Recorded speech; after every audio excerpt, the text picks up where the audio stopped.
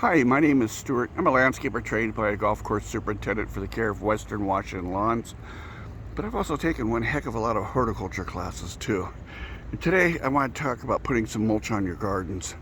Fertimulch. This is 2021, after the pandemic or in the middle of the pandemic, depending on who knows what happens here in the future.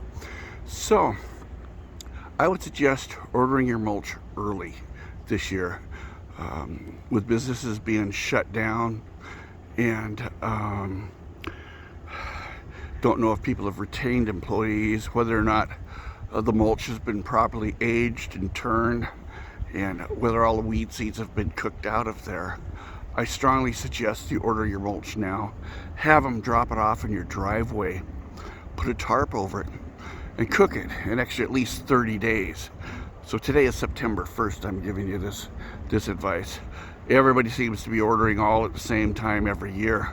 At least this way you can get what should be a pretty good quality product, at least cook it an extra 30 days yourself.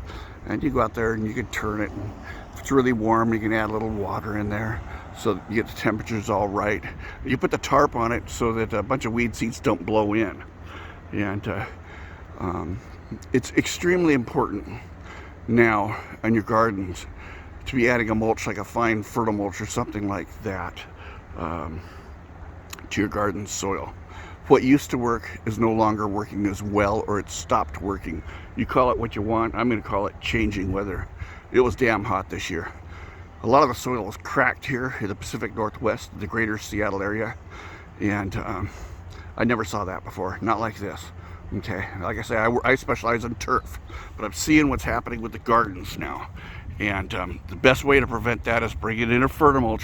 When a mulch breaks down, it adds nutrients to the soil.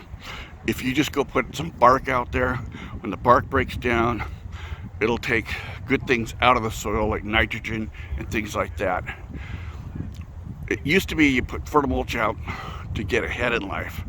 And right now, I would be considering putting Fertimulch out, in the next month or so, just to hold on to what you got. If the weather's going to keep changing and it's going to stay hot like this, or hit drastic conditions, I really think this is a minimum thing that a homeowner can be doing to keep what they have.